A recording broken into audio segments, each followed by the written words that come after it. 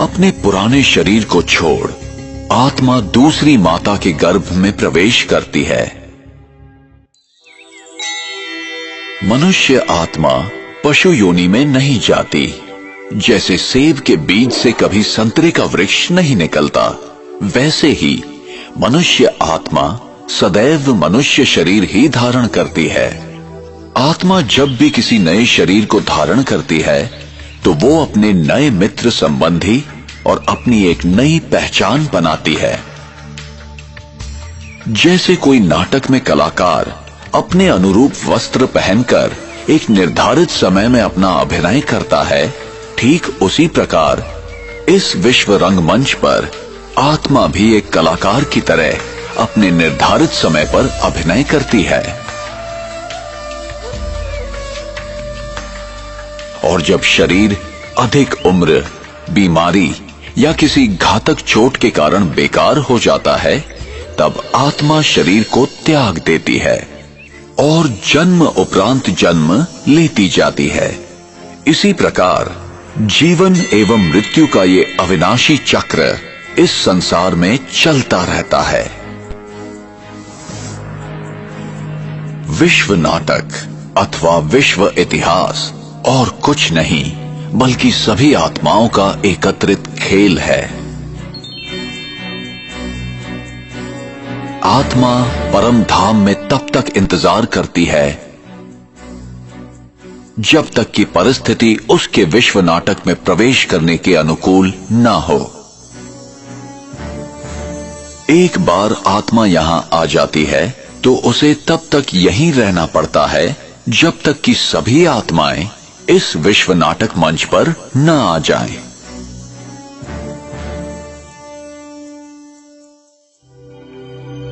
कर्म के सिद्धांत मनुष्य मात्र के अस्तित्व को बनाए रखने के लिए होते हैं। हमें कर्म का फल मिलता ही है, यही कर्म का नियम है अथवा क्रिया व प्रतिक्रिया का सिद्धांत। ये कैसे निर्धारित होता है कि कौन सी आत्मा किस गर्भ में और विश्व के किस कोने में जन्म लेगी, नर या नारी, किस रूप में? ऐसे अनेक प्रश्न हमें विवश करते हैं सही उत्तर की खोज के लिए। हम यहां क्यों हैं? मैंने यहां जन्म लिया और उसने वहां क्यों? मैं इस प्रकार का हूं और वो उस प्रकार का क्यों है? ये चीजें इस प्रकार क्यों हैं? क्या कोई ऐसा लिख देता है कि इसे ऐसा ही होना चाहिए? हमें कर्म का फल मिलता ही है, चाहे इस जन्म में या किसी भी जन्म में, और उत्तर सिर्फ इसी अविनाशी सत्य में निहित है। जो मैं करता हूं उसी अनुसार पाता हूं। ये बिना किसी पक्षपात के होता है। यही कर्म का नियम है अथवा क्रिया व प्रतिक्रिया का सिद्धांत। विश्व का कोई भी नियम बदल सकता है, पर ये नहीं। हमें सही और गलत का ज्ञान प्राप्त करना चाहिए। ये हमारी व्यक्तिगत जिम्मेदारी है जिससे हमें ही फायदा है। और हमें ये समझकर कार्य करना है कि हमारे किस कर्म का हम पर, समाज पर और पर्यावरण पर क्या प्रभाव होगा।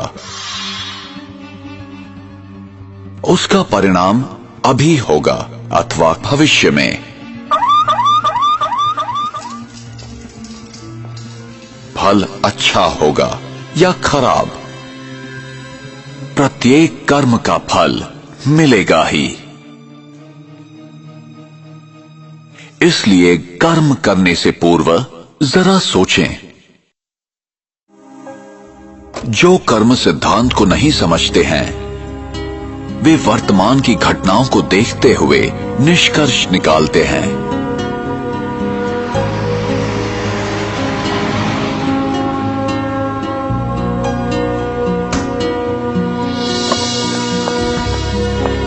वे नहीं जानते कि भविष्य में क्या होने वाला है। उन्हें दृश्य के बदलने तक प्रतीक्षा करनी चाहिए। कैमरास कैमरास कैमरास, तो चेहरे पे fresh look important part of fitness. In a shocking incident today, British Airways flight BA582 from Mumbai to Manchester. प्रत्येक घटना के पीछे कोई न कोई कारण विद्यमान होता है। यही कर्म का नियम है।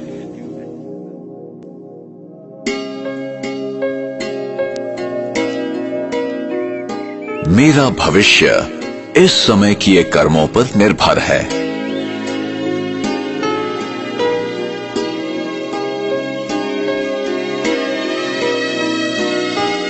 इसलिए गलत तथा श्रेष्ठ कर्मों की कलम से हम अपनी भविष्य जीवन की कहानी लिखते हैं।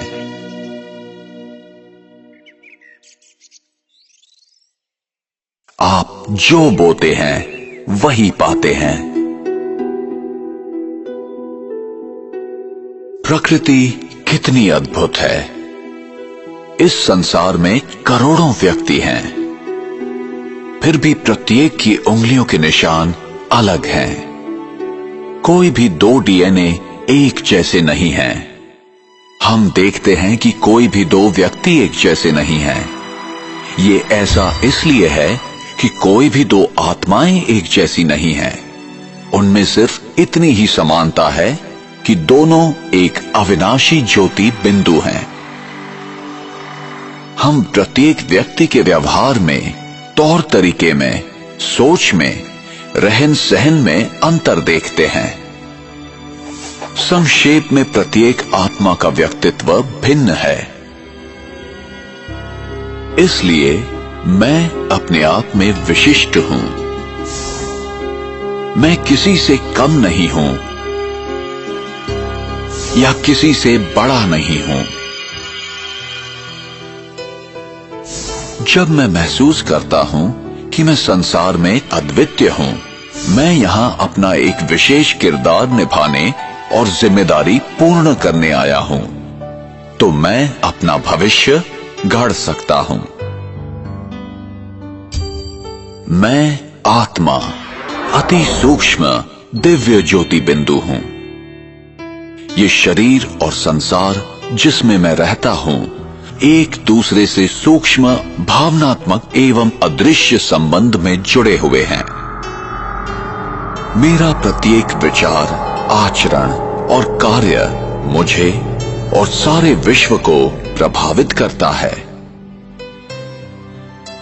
मानवीय संवेदनाएं प्रकृति और अन्य प्राणियों पर भी प्रभाव डालती हैं, बल्कि उनमें भावनात्मक बंधन है। अतः संसार में सभी के प्रति शुभ एवं कल्याणकारी भावनाओं का वितरण करना हमारा कर्तव्य हो जाता है। जो कुछ हमारी दुनिया में हो रहा है, वो हमारी चेतना शक्ति का दृश्यांकन है।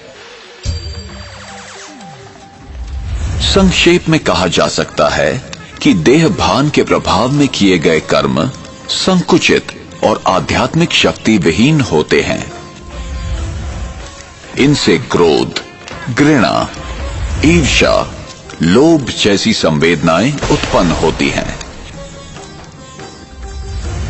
जिनसे समाज में विरोध, संघर्ष, अन्याय एवं दुख, कष्ट फैलता है।